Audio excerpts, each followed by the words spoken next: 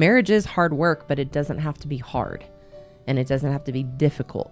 We perceive it that way and become so miserable and stop being the woman our husbands married because we live and can't victim blaming our husbands for the way things are going. Hello, I'm Karen Seitz, and this is the Happy Wife School.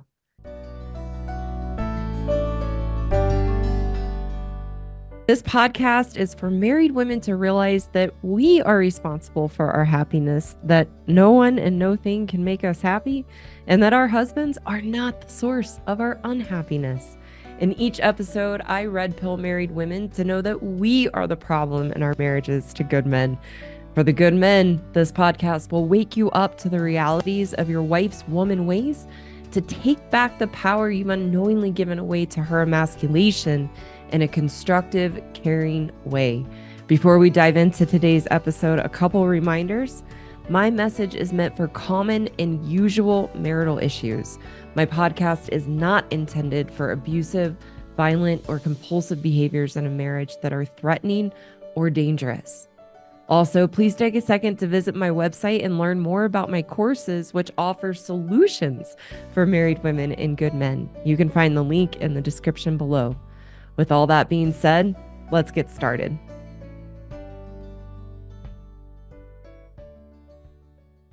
What happened to the woman I married? That's where we're going today. And in the setup and in the beginning here, I really want to talk to the women, and thank you to all the women who have been joining. As a reminder, my message is for women who are married to good men. Doesn't mean good men are perfect or don't have issues and problems, but they're good-hearted, they're kind, they're thoughtful, they're generous, they're hardworking, they want to take responsibility. Most women can look back to the man that you married and know you married a good man.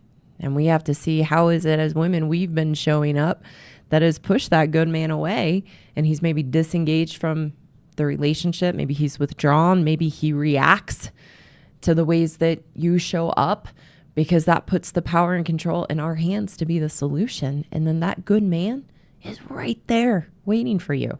The channel is also for good men who struggle with the woman ways that I talk about on the channel and wanting to know how to navigate that. I want this to be, because I don't always mention it, but the subtitle of the channel is The Red Pill for Women. So I want today's episode to be another opportunity for women to be red pilled, meaning to see the truth in this context, to see the truth of our woman ways and how that makes us feel about ourselves and impacts our own sense of fulfillment and contentment and connection to ourselves, and also the grave impact that our woman ways have on our husbands and have on the marriage that we have control over to change and make the marriage a wonderful, beautiful place to be for ourselves and for our husbands, and have what I talk about, the dance. And the dance in marriage really stems from the differences in us. Not rocket science here, but men and women are different, and we're wired differently, and we're never going to be able to relate to each other in the exact same ways that we think and that we process and the things that are important to us. But we can find an acceptance and a tolerance and an ability to dance through the challenges or issues that come up, and learn to be together in a sense of peace and harmony and fulfillment in the relationship. In my experience, that can only happen when, as women, we're willing to look at ourselves and wake up to the truth of our unhealthy, destructive patterns in the marriage and in our lives. And for a man, a good man, to wake up and see the reality of his wife and what's happening, because good men are gaslit by us to believe that they are the problem. So that's why, as women, we need to be red pilled. Where we're leading up to today is 10 things your wife will stop doing when you get married. I want to talk a little bit about what's the breakdown. Why, as women, do we change so much after marriage and pull a bait and switch of who we presented ourselves to be to our husbands when they made a major life choice to marry us and want to commit to us and spend their lives with us. And then we get married And as women, the facade drops. Sometimes the facade drops instantaneously. Many men will share, she changed the night we got married. It was like all of a sudden the wedding was over, and then I didn't know who this strange woman was. And then for some of us as women, we can hold the facade a little longer, maybe a year, maybe 3 years, maybe even 5 years. Or we can really hold that facade, but underneath we're resentful, we feel burdened, we're miserable. And our husbands can feel that. And then eventually the facade goes. And so why does that happen? And in this, like I said, really wanting the women who are listening and paying attention to see this in yourself. It's not about making yourself bad and wrong. It's giving yourself a path forward to have the life and marriage you dreamed of and said you wanted. And having a solution, because as long as it's your husband that's the problem, nothing's going to change. It's just going to keep spiraling and getting worse. So as women, we really live, and again, this stems from, like I say, and just said a few moments ago, we're really wired differently. We're really wired differently as women and men. And as women, we live in this fantasy world, really thinking that getting married, having a family is going to make us happy and going to create this life for us that we dreamed of and envisioned. And the fantasy in that is not recognizing that the marriage or family or life you dreamed of and envisioned doesn't just happen. It doesn't just unfold. You got the man, you got married, you got the life. It doesn't just happen. That's the fantasy we live in, is thinking it'll just happen. And we don't recognize that we have to actually show up and follow through with who we say we are, who we presented ourselves to be, the promises and vows we made to our husband, that as good men, they believed and thought that's who we would be. But as women, we are not wired to think into the future and plan and understand what are the choices and decisions I need to make. Who do I need to be? How do I show up to uphold my commitment and my vows and create a happy, wonderful, successful, healthy marriage? We do not think those things through. We can speak the words, but the problem is that we are not connected to the words we are saying. There's no connection to ourselves. And I'm going to talk a little bit about why that is here in a moment, why there's no connection to ourselves. But there really is no connection to our words of who we say we are, the promises and vows we make to our husbands. There's no connection in that to actually follow through, because we have no sense of obligation and no sense of commitment that those words actually mean anything, and that we have to uphold our end of the bargain to make it happen. Ladies, the promises we made, who we presented ourselves to be, who we told our husbands we would be, and the things we would do with them, and the life we would create with them, takes work. I didn't see this. I didn't know this. I just thought, oh, you get married and it just happens. I was this woman. And in working with women for 10 years, we're all like this on a spectrum, as I talk about. But a healthy, happy marriage takes work. And I know as women, you don't want to believe this and you don't want to understand this. But your husband, as a good man, wants to do the work.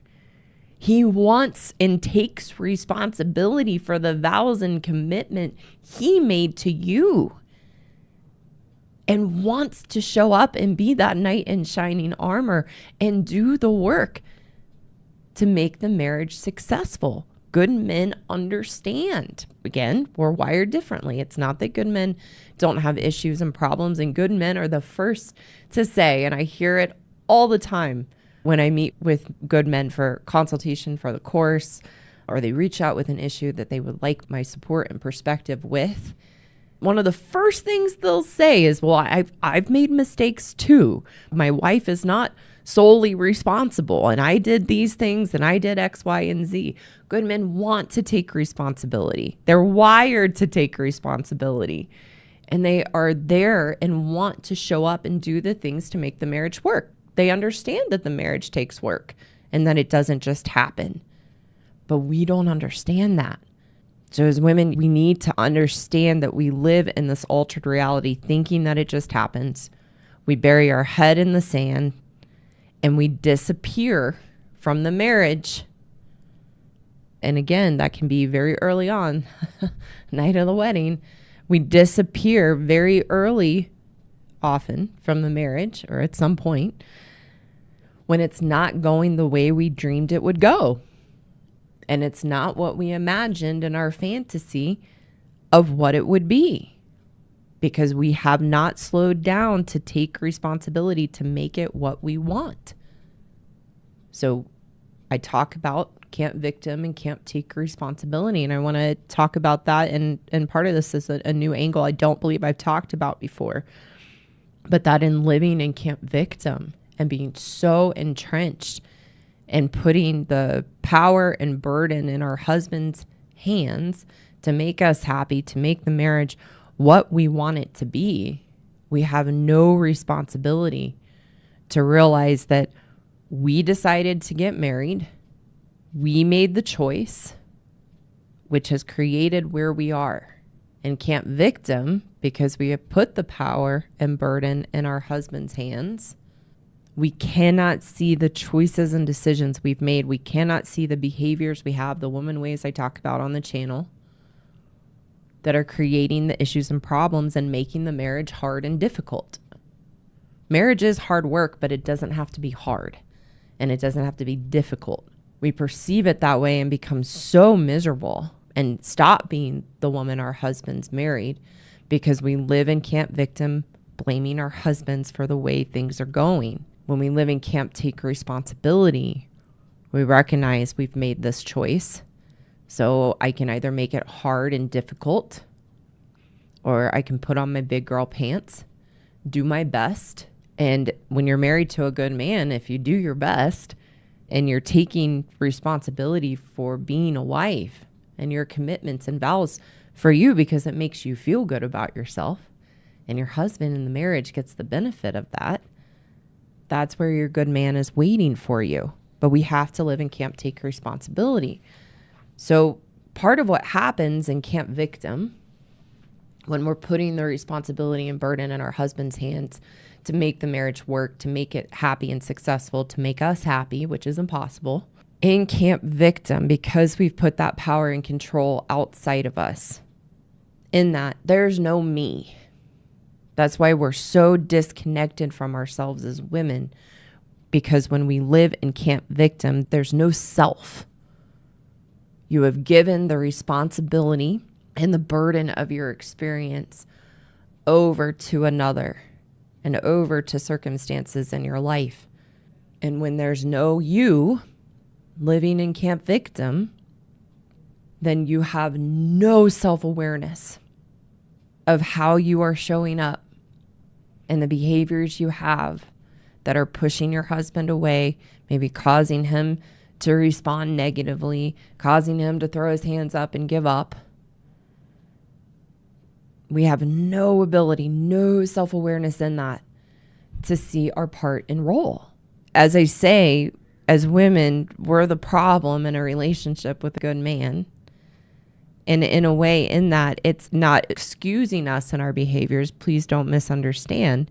But we are the problem, and in a way, it's not our fault, because in can't victim and being so entrenched in it, and then getting it validated by our friends, family, therapist, we really live in this altered reality, seeing our victim story play out. And in that altered reality, it's all we can see.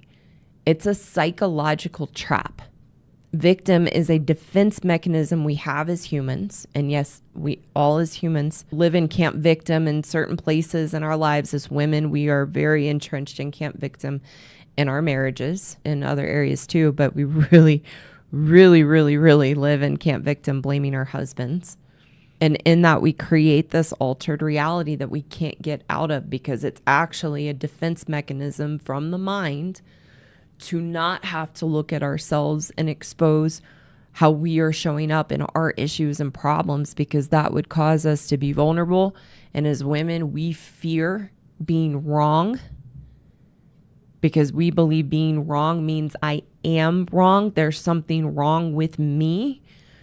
So psychologically and unconsciously, we protect ourselves at all costs from having to be wrong, because it doesn't just mean not correct or you're not in the right to us. It means we're POSs and scum of the earth.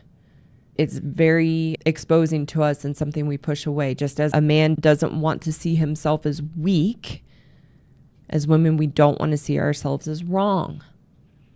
So when we are entrenched in victim, that's again a psychological trap and a defense mechanism to not have to see ourselves, because we might be wrong. And that's terrifying to us. It's like the equivalent of death is seeing ourselves as wrong as women.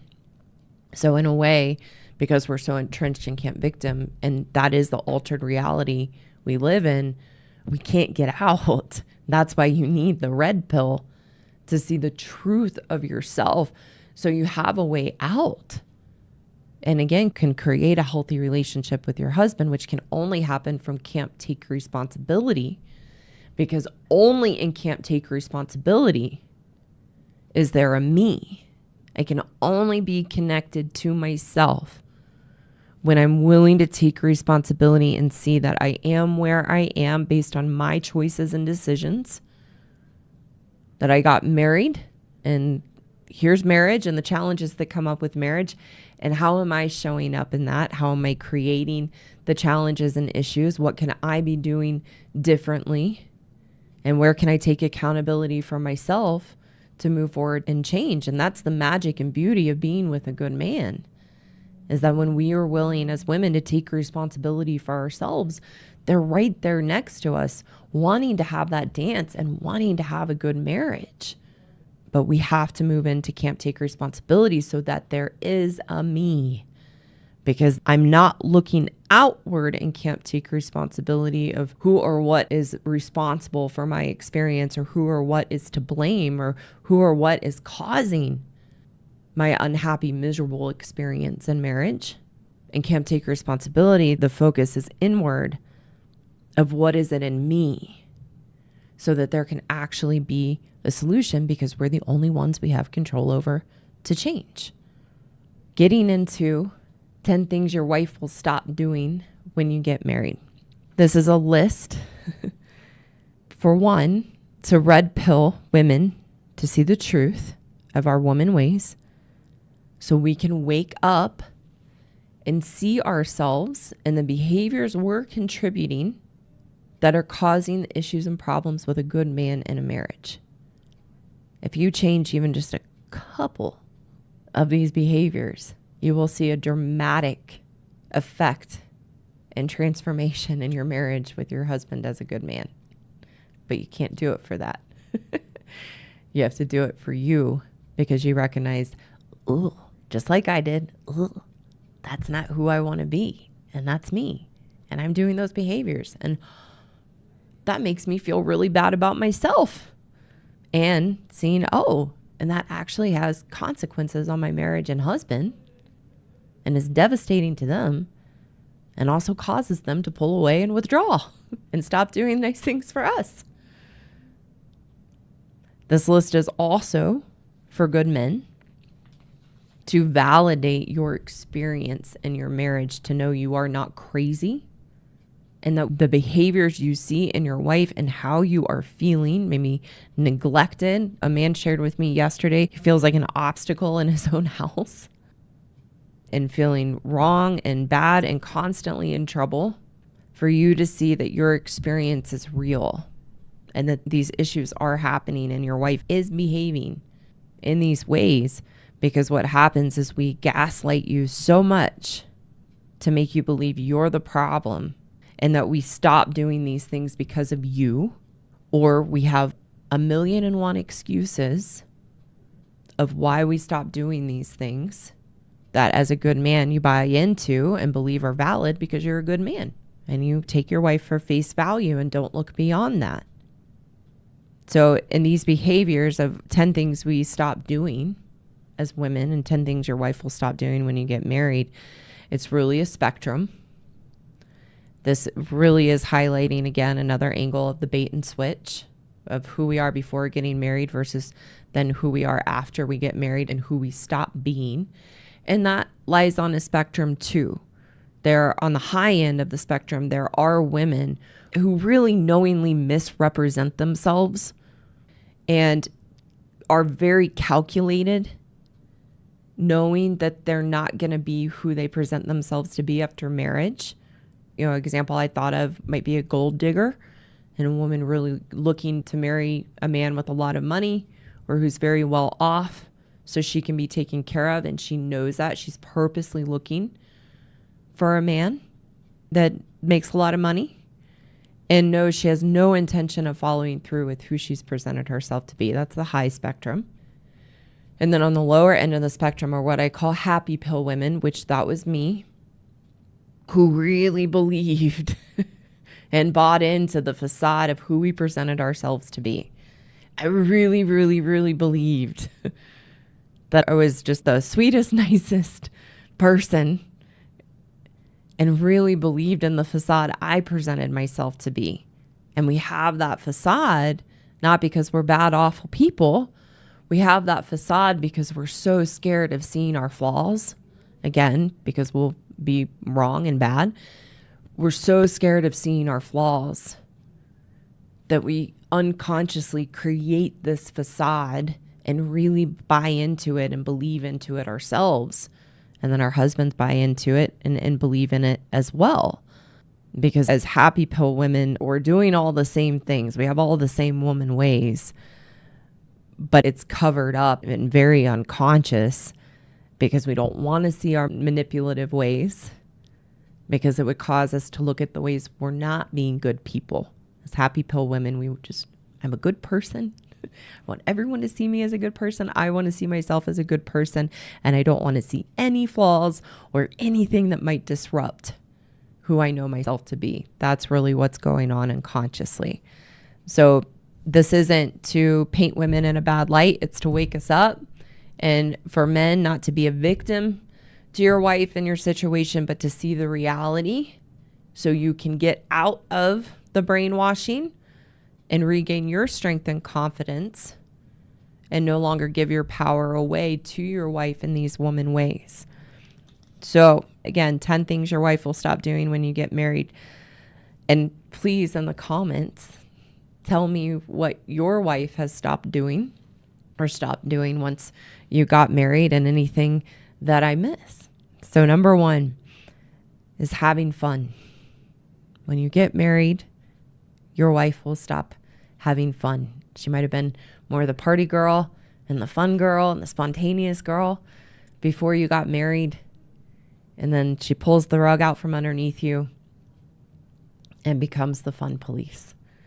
Our excuses. So what I'd like to do in this list, I'm going to give what our excuses are as women that we stop these things. And then the truth of what's really going on so we can see that, because we can only heal from the reality, and we can only heal when we are willing to see the truth. We can't heal from our victim stories and our blame and our excuses, because we will never take responsibility. Our excuses and our victim stories and the blame is a way to avoid accountability and not have to see the truth.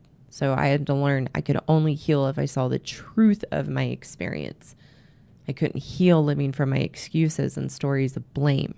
So we stop having fun as women once we get married, and our excuses are, and that's another piece. Please tell me the excuses your wife gives for these, because I could do a whole mini series on this list and all the excuses we give for the bait and switch and how we stop being who we were before getting married. But I'm just going to give the most common excuses that I know as a woman, that I've given and other women share, and even, seeing the comments from the men. So the excuses we give are, I'm tired.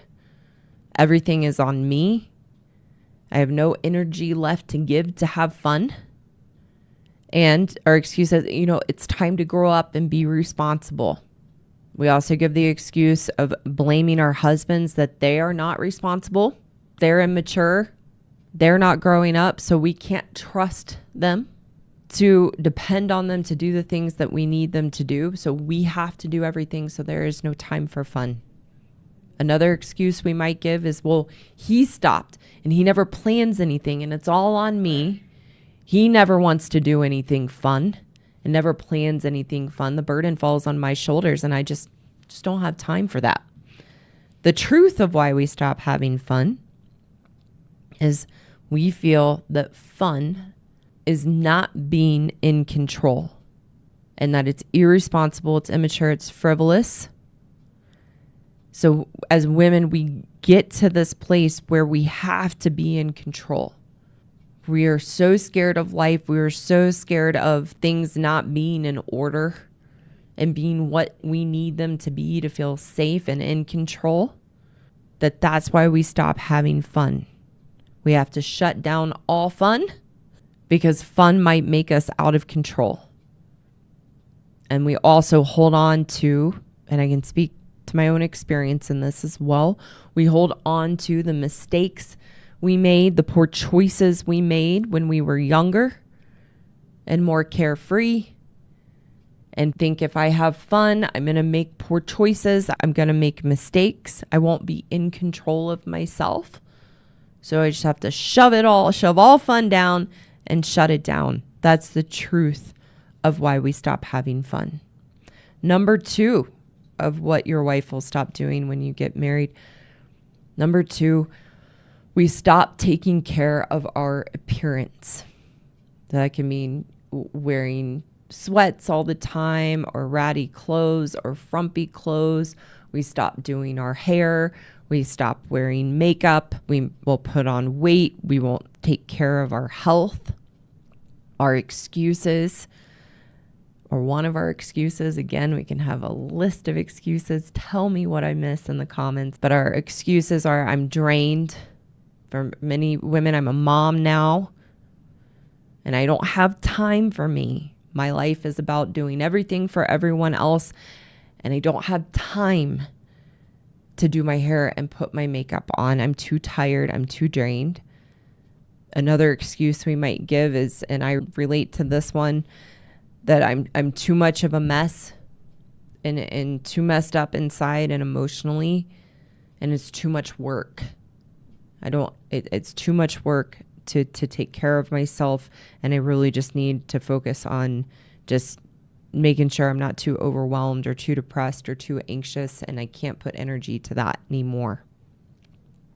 The truth is of why we stop taking care of our appearance. We make ourselves unattractive to push our husbands away so we don't have to have sex. We're going to get to that one in the list as well. But that's the truth.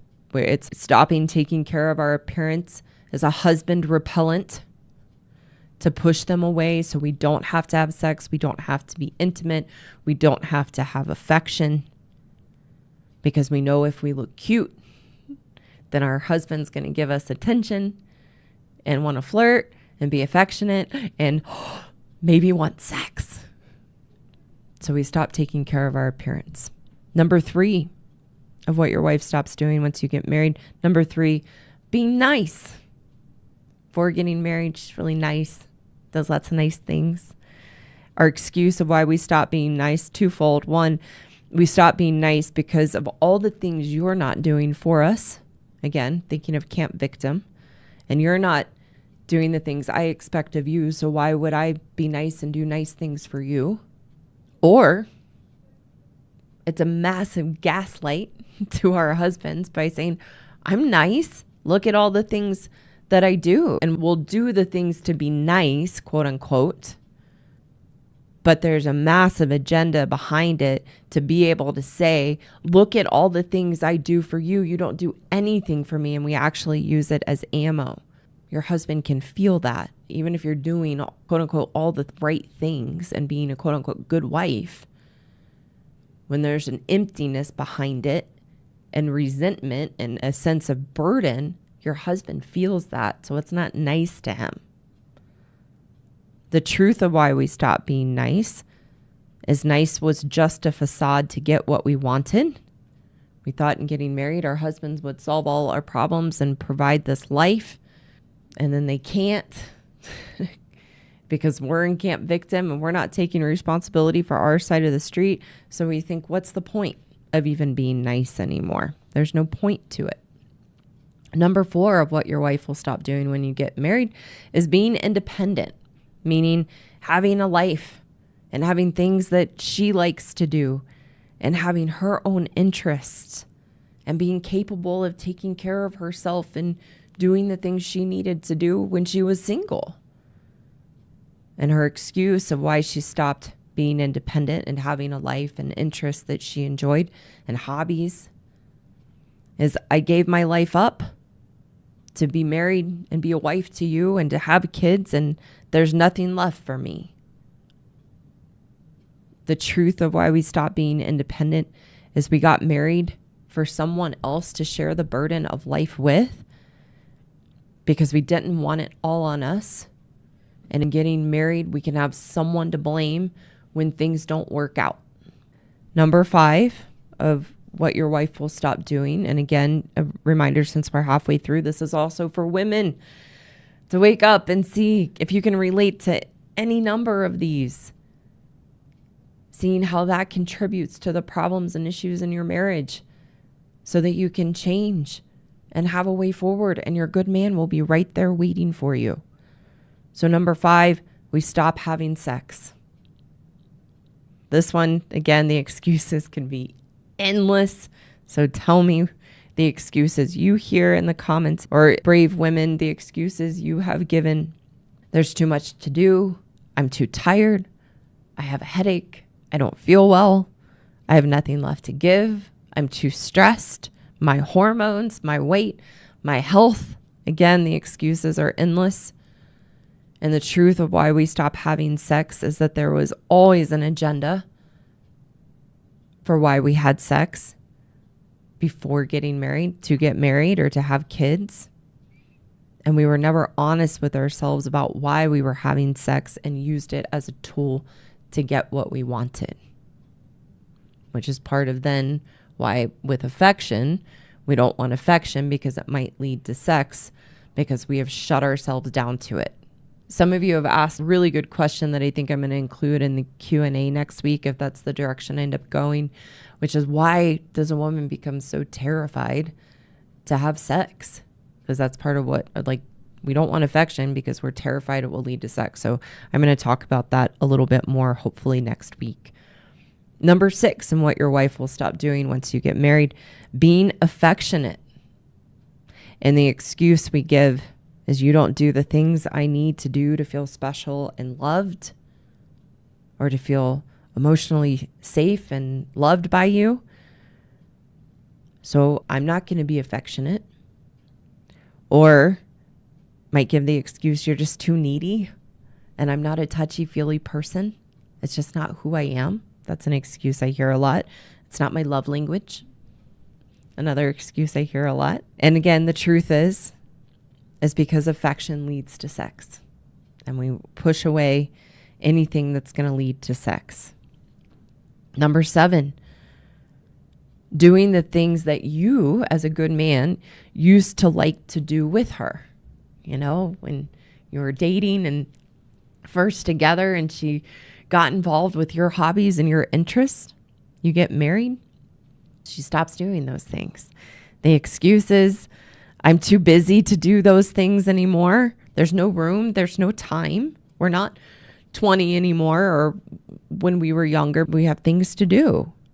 And the truth is, as women, we're chameleons, and we never liked those things in the first place. And we're too scared to be honest with ourselves, or too scared to be honest with you, because we became who we needed to be to get you.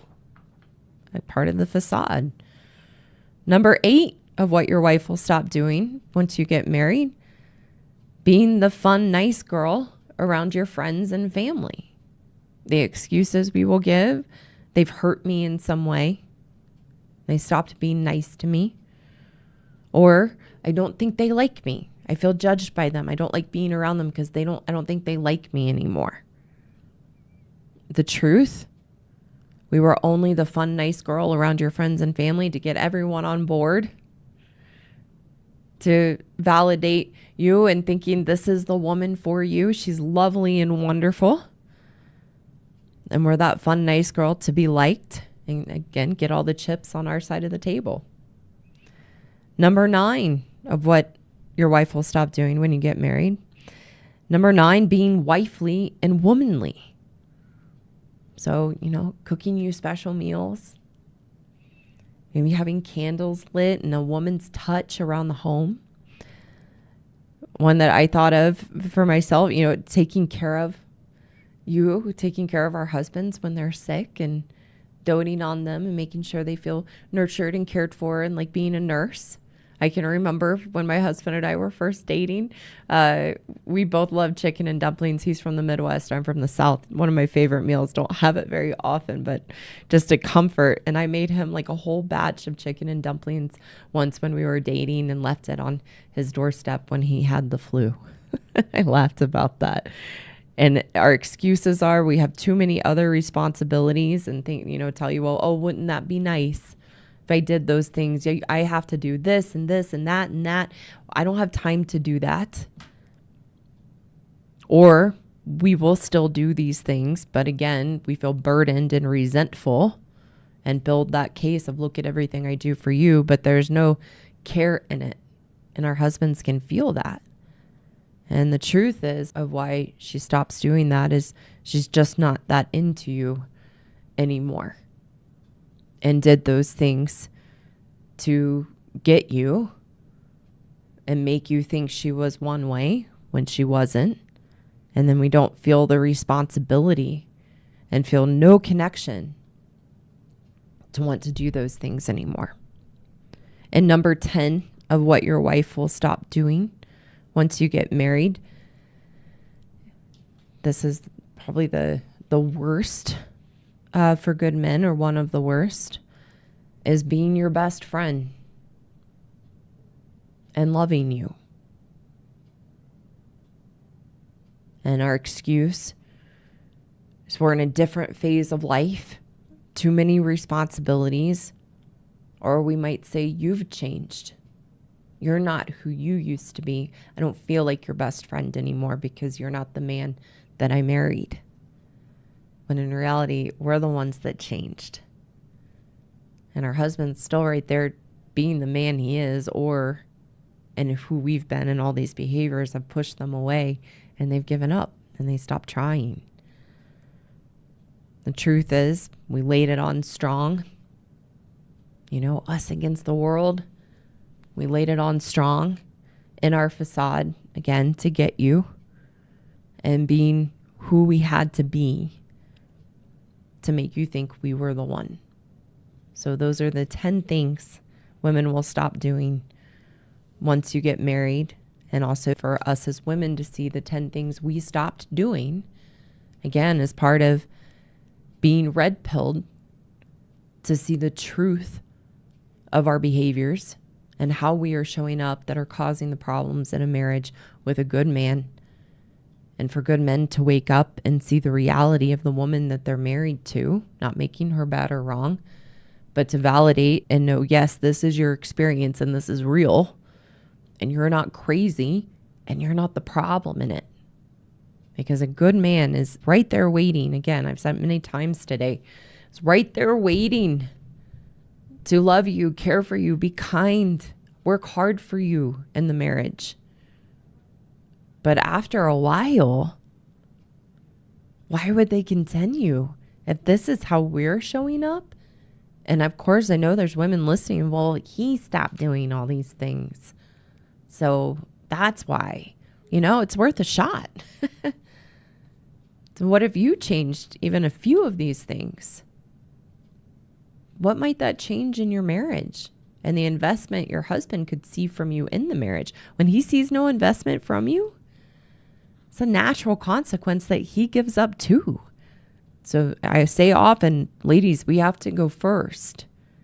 As I was planning this, I said, gosh, because these are behaviors I've had to change in my marriage. And it's actually really fun to be the woman that I was, before getting married. I missed her too.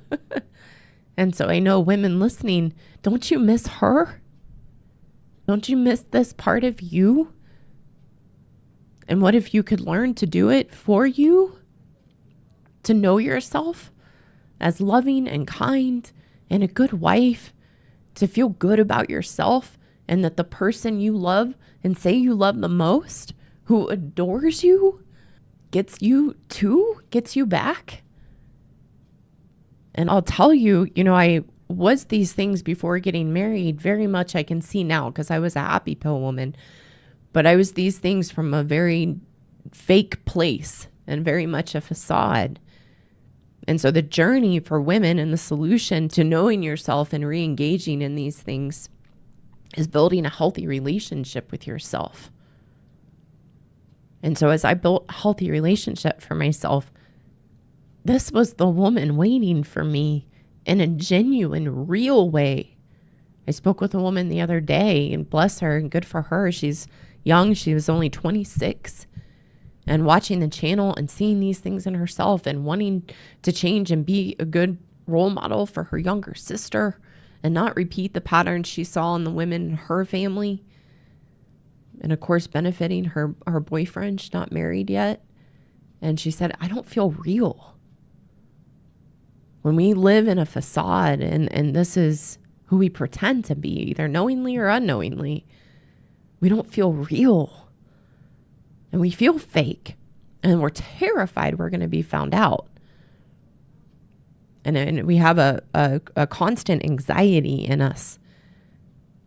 And that constant anxiety isn't happening to you because of something in your life. It's a disconnect from yourself.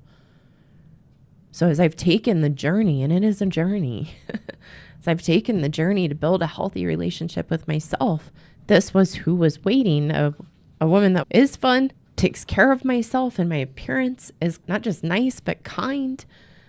Being able to care for myself and do the things for me and not be codependent on my husband, having and enjoying sex, being affectionate and flirty with my husband, doing things he likes to enjoy with me, and not always needing it to be my way, and being able to share that, being fun and nice around our friend and family and our friends and family, and being engaged, being wifely and womanly, and knowing that in myself and really feeling connected to me as a woman, and being able to be my husband's best friend and love him because I'm being my best friend and loving me. I know that sounds cheesy and cliche, but it's true. That's why it has to start with our relationship with ourselves. So now I know myself as these things, but as me, as who I really, really am, not a facade of who I thought I had to be. And then my husband is right there waiting for me, and he just feels like the luckiest man in the world. And I have flaws, and I make mistakes, but this is the core of who I am, and being able to bring that into my marriage. My husband feels he won the jackpot, and I feel that way too about him and our marriage. So that's, ladies, why we want to see these things. Yes, our husbands deserve this woman that they thought they married and committed their life to. But if you do it for that, you'll be doing it for all the wrong reasons and resentful and just more entrenched in camp victim. You got to say, I want to go in there and get her back. I'd like to be her again and really be her and feel good and excited about my life and my marriage with my husband and just life in general. So that's why I teach women to build a healthy relationship with themselves, to work on that first before working on the marriage, because you got to get yourself right.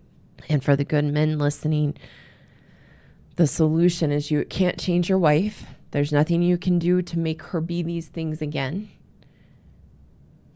But what you can do is to recognize this is her problem and her unhappiness in herself, so that you don't, even though I know it is crushing and heartbreaking and it does hurt and it does feel personal, good men have to stop making this personal about them so that you can get out of the brainwashing that you are the problem and it's something you've done or something you need to do to fix it, because you're throwing your actions into an empty bucket and it's going to make things worse. The best thing you can do to fight for yourself, your marriage, and your wife is to see the reality. And many good men will see their women in these behaviors on a spectrum. Most good men are not married to the high spectrum women of or woman ways. It's somewhere in the middle or low. And you can stop trying to do things she tells you will fix these things and put that energy into yourself to make sure you're caring for yourself and not buying into the games anymore. Eventually, over time, what can happen is your wife sees you being strong in yourself and she can't walk over you anymore. And she can start to respect you and re-engage in the relationship. And if she doesn't, then you know who you are married to. And you can have clarity about what are your values. Are you going to choose to stay and accept and focus on the good things? And you love your wife anyway, and you made a commitment, so you're going to make the best of it, but navigate it from a place of no longer being emasculated by your wife. Or you might make the choice of, my value is my mental health and not being in a relationship where I'm treated this way, and you might choose to leave. But you first have to build that confidence and strength in yourself and can't take responsibility so you can make a clear, grounded choice for yourself and navigate it being strong and confident in who you are. Thank you so much for taking the time to listen today. If you haven't, go check me out on YouTube, Rumble, and X. You can find the links in the description below to connect with me there. For those women listening who know you are the problem and want a path forward to take responsibility and change your own inner turmoil and unhappiness, I have a course for women called the Happiness Program, which is the solution to the unhealthy relationship you have with yourself and the issues and challenges you have in your life and your marriage. You can find the link in the description below to apply for a free consultation with me. And for the good men listening who want a solution to take back the power you've unknowingly given away to your wife, I have a course for you too called the Marriage Rescue Course for Good Men Only that teaches you how to rebuild your strength and confidence as a good man so that you can navigate the relationship with your wife in a healthy, constructive way. Again, you can find the link in the description below to apply for a free consultation with me.